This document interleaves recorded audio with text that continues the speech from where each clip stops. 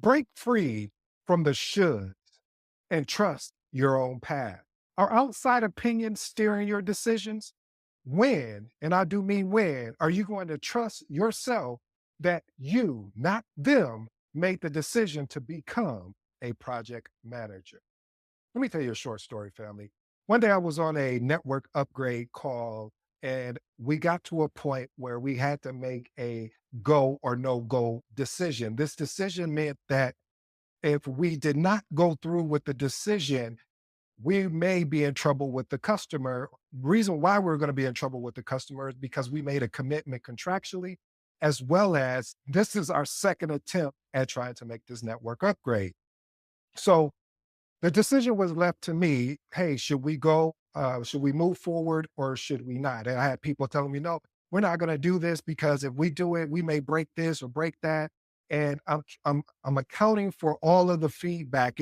It's funny when things happen, especially on a call like of that magnitude, that everyone focuses on the problem. I share that with you, family, because when you step into this thing that I love, that I hope you fall in love with, called project management, you will be put in this position more times than you would like, but it's going to be worth it. Now, back to the story. And so I'm hearing everyone talk about all of the things that could go wrong or could happen and could this and could that.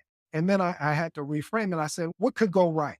We can make the client happy. Okay. What else could go right? Then we won't have to come back and do this for a third time. Exactly. So I got on the phone. I called the senior director over the team. I said, hey, listen, I need you on this call because I'm making a decision that may not sit well with your team, but we need to do this because if not, this will get escalated to the executive, mostly the CIO. What are your thoughts about moving forward? I said, would you be available to jump on the call? Now, keep in mind, family, here's the backdrop. This is probably around 1 or 2 o'clock in the morning because normally we would make our upgrades around midnight Eastern Standard Time. So this is not early. So first of all, I'm shocked that he picked up the phone because I mean, I don't know if I would have picked up the phone because I probably would have been sleeping so hard, but I digress. So he picks up we're having this conversation and he said, you know what, Ed, I support you. So I'm going to jump on the call. Send me the bridge. So I sent him the bridge. He jumps on the call. He backs me up on the decision that was to be made. And we moved forward. And we just said, hey, we'll plan for any issues. We had a hypercare bridge that started as soon as we finished. And then after and during an extra day, after we finished, we still have that bridge up. Why am I sharing this story with you? I'm sharing the story with you, family, because a lot of times your team will tell you not to move forward and they may be right. But what happens when they're wrong? This is why I say, and I model this from David Goggins, you have to take people's thoughts or opinions with a grain of salt. Here's a quote for you to ponder on. Forge your own path. Let your experience be the compass and your courage be the engine, not the endless shoulds of others. Edward Cole Jr. Point number one, develop a resilient mindset through reflective practice. Schedule regular reflection sessions so you can evaluate your decisions and outcomes. When I first got in, this is something that I wish I would have done right away. Started journaling, and not on some journaling where I'm writing pages and pages, but at a very high level. One of the books that I'm currently rereading again, which is Dick's book on storytelling, and he talks about homework for life. And the synopsis of that is really just journaling your day, maybe bullet pointing 1 or 2 sentences at most, and talking about, hey, what did I learn? What could I have done better? And every time I'm consistent with, that's the key word, consistent, I find out that I can go back and reflect on certain things that have happened in my project management journey. So this is why I recommend journaling, recommend team retrospective as well. To understand what worked again, family, and what didn't. And then the why is the most important. Why didn't it work? Why when I made that call, if it would have went left, what would have happened then? But we didn't have a decision. There wasn't everyone was all over the place. And this is when you step into the role of project manager, you have to make these decisions. You have to make this call and not have all of the information. But if you have enough information and if you have the support of a director or a manager or whatever, This also gives you more authority to move forward. Again, this is important, family, because a reflective practice builds mental resilience, enabling you to better absorb feedback and maintain confidence. I've seen plenty of project managers. You know what? I'll even testify myself where I didn't leverage a resilient mindset and it affected my confidence. And I'm like, wait a minute, hold on, wait, why am I falling victim to this? I know better than this. I know that I've done this and this and I overcame it. So today is not going to be any different than previous. I need to be able to move forward. Here's my actionable tip. Set aside time weekly or bi-weekly for personal reflection. Like I said, I recommend journaling, conduct retrospectives so you can gain collective insight on your decision making. And most of important, document your lessons learned and integrate them in your future planning. Point number two, promote cultural psychological safety. Again, promote culture, psychological safety. Foster an environment where team members feel safe and honest feedback can be shared without any fear or negative repercussion. This leads to a more genuine and constructive dialogue. This is what they say you get to the root of things instead of the surface layer. We all know that in life, we have sometimes a lot of surface layer conversations. We need to get to the root.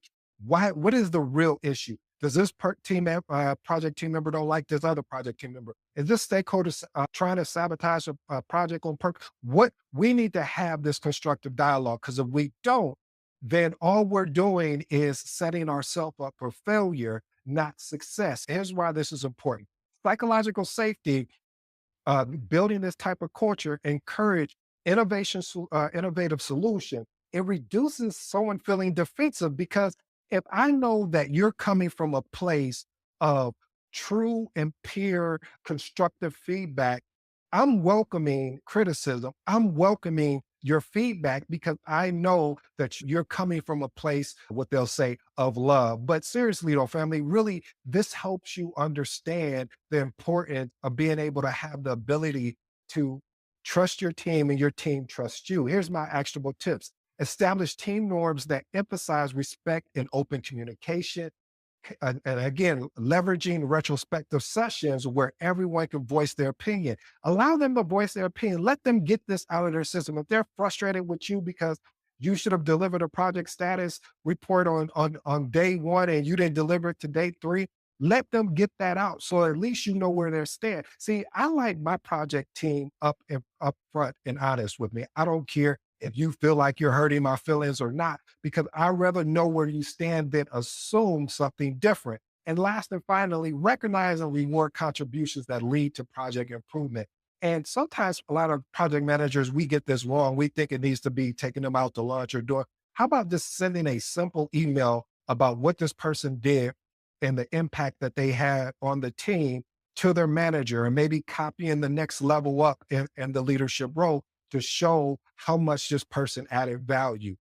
Again, family, I have those 8 AI prompts for you around project artifacts so you can start your journey. They're really useful, and I think it's a great tool. Please check it out. Again, it's free. And another thing, please pick up my mentor's book, Build Your Leadership Brain. I do have the link available for you, so that will be in the notes somewhere or in the chat. So check it out. I'll have it available for you. Back to today's episode. Point number three, model adaptive leadership. Demonstrate flexibility by iterating on your strategies as new information comes available. Have you ever met somebody that they're so stubborn that they won't be flexible to make a change, even though they see what they're up against? Okay, maybe that's me. Maybe I'm the one that experienced. See, when you show that while you stand by your core values, you also show that you're open to change when evidence, that's the key word, supports it. Hey, if you show me evidence that supports, hey, instead of going left, we need to go right, then fine. Going back to the story I shared, they couldn't provide me any evidence except everything that was going to go wrong, which was valuable. But what were all the things that could go right about it if we focus on that? I'm not saying making an informed decision or make a decision and by not trusting your team or some things that could mess up, bring down the whole entire network. But if we have an option to move forward, Let's see what that looks like before you've already tore it down. Here's why it's important. Adaptive leadership builds trust by showing that your decision making is both principled and responsive to real-time feedback, which can help mitigate resistance from external opinions. Here's my actionable tip. Share examples of how past adaptations led to better outcomes. Create a regular review process to assess and adjust your project strategies. And my last and final one for you, family, is encourage team members to suggest improvement and participate in the decision making process. Point number four, my favorite message. Anytime I say message, this is one of those points that you want to align with. This is one of those points that you want to see how this can fit into your journey into either becoming a project manager or if you're already a project manager. Point number four, master the art of tactical communication. What does that mean, Ed? And it's basically developing a clear communication strategy that frames your decision-making process as part of your narrative. You want to use storytelling. Did you see what I did with you at the beginning? I told a story so I can contextualize my approach and emphasize the data behind it. The data behind it was, hey, this is what I did. I had to reach out to the senior director, had to let him know, hey, this is the approach that I want to go move forward with. Here's the reasons why. We have a contractual agreement with the customer. We've already written them a correspondence, letting them know that this is going to be done on such and such day.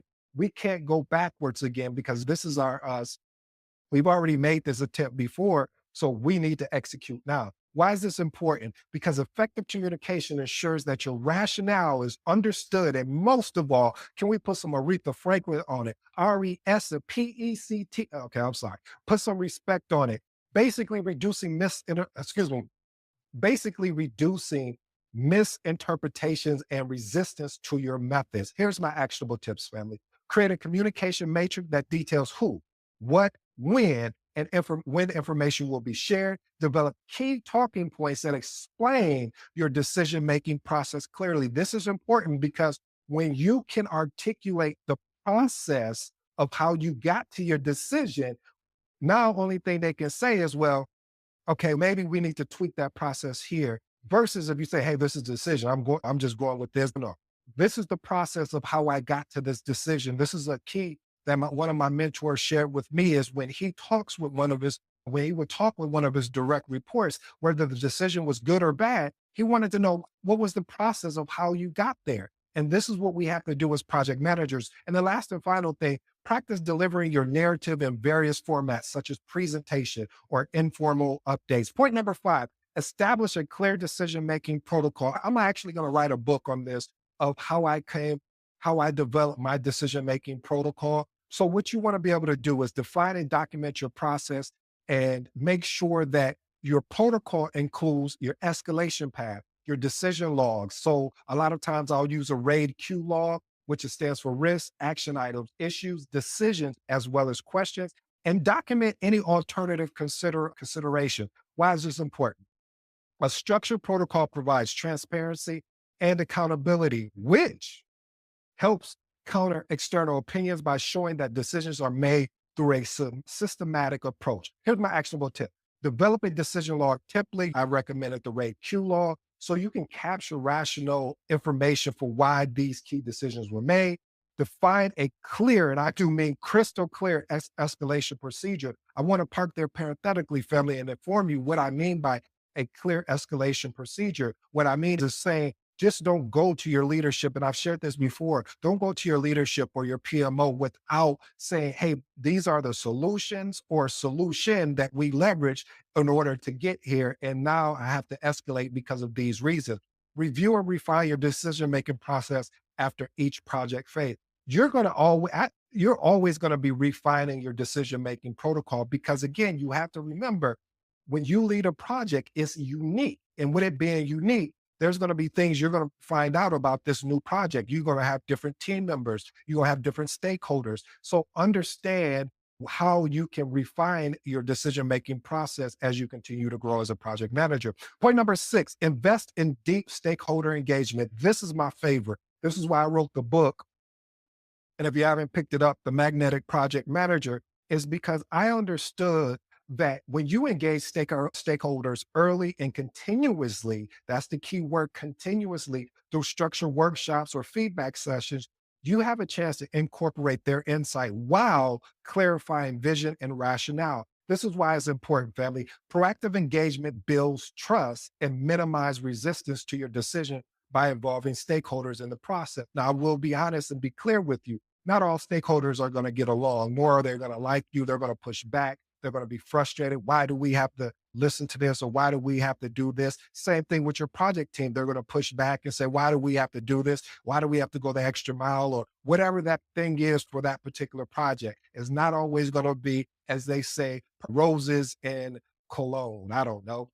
But seriously, family, the point I'm trying to make is that you will have resistance, but how do we minimize the resistance? How do we control the controllables? Here's my actionable tip. Schedule one-on-one touch point and feedback sessions with key stakeholders. One of the key things that I enjoy doing is having impromptu one-on-one touch points. That's if I see somebody available, I may ping them, say, hey, you got a quick moment, and just really connect with them. Hey, how's the family? How was your weekend? How's John doing? I heard this, I remember you telling me you were taking your son to college. Just how was that road? Did y'all fly? Did you drive? Or how did you feel?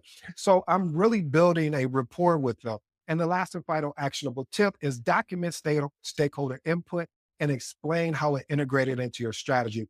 Point number 7. This is one of the things, family, I don't have regrets, because if I have regrets, and to model what Michael Jordan said, it may have changed everything else in my life.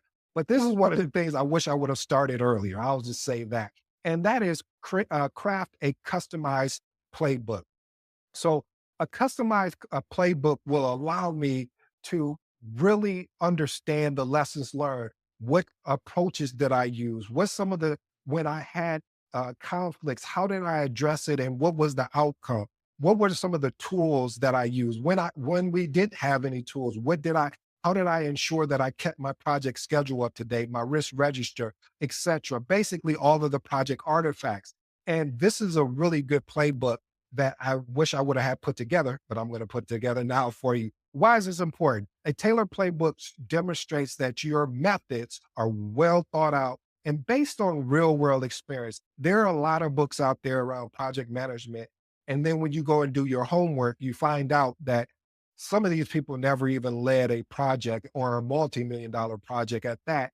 I don't even care what the dollar amount is. It's just more or less that they haven't had the experience. I love how, I think it was Russell Brunson who I heard coin it, and he got it from somewhere else, where they didn't have any scars on them, meaning being able to say that, or cycle times, meaning that they never been through anything. They're basing it off of theory and not actually real world experience. This is why, again, I always share with you, it's awesome to go after these certifications. I'm a big proponent of these certifications. I'm a trainer of a lot of these certifications. However, it's about getting that real world experience. When you get that real world experience, you're allowed to now see, how do I pivot? How am I adaptable? What should I be using here? What shouldn't I be using there? You get a chance to really go through the learning processes. If you're looking at somebody, if you want to learn how to ride a bike, you're not going to sit there and watch somebody just for hours watching them ride the bike up and down. Eventually, you're going to have to get on the bike to see,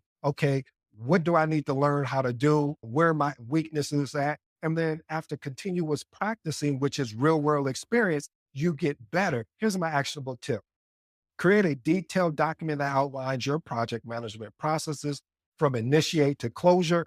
Update this playbook regularly with insights and feedback from each project phase. And finally, you might want to think about distributing this playbook to your team and relevant stakeholders for transparency. My last and final one, we got an amazing one, message. So this particular one is continuing, or I should say continuous, revisiting your core values and, defining your why. Family, out of everything we've shared today, this is one of those points where you want to take time to articulate your core values. You want to take time to understand your project management style, which will continue to revolve. You will start off going into, when you're starting leading your first project, you may be shy, you may be introverted, you may be someone that doesn't want to push back. but it's going to take time to develop in that real world mindset to understand, wait a minute, I'm here to lead the project. You're here to execute on the things that you signed up for. Whether you want to be part of the project or not, you're part of it. So how do we work together? So this is the reason why your why serves as your North Star when external advice conflicts with your instinct. A lot of people are going to tell you how you should be leading the project. And they may be right some of the time. But most of the time, when they're wrong, how are you going to respond? How are you going to start being able to trust yourself? Let me tell you why this is important. Know your why reinforces your confidence. See, when you have confidence as a project manager, it becomes infectious. What I mean by that is that your team starts believing they can do more. Your team starts breaking limited beliefs. And your grounds of decision and personal conviction rather than external expectation. That translates to me saying more or less, family, is that you made a decision and not a choice. When you become a project manager, you have to make decisions. You can't be loosey goosey with your choices because your choices may turn you right and left. When you make a decision, you say there is no plan B. If there is a plan B, then we'll look at it when we get to that. But right now, we're going with plan A. We're all in on plan A. Here's my actionable tip. Reflect on your past successes to identify the values that drove those results. Share your why with your team to establish a common understanding of approach.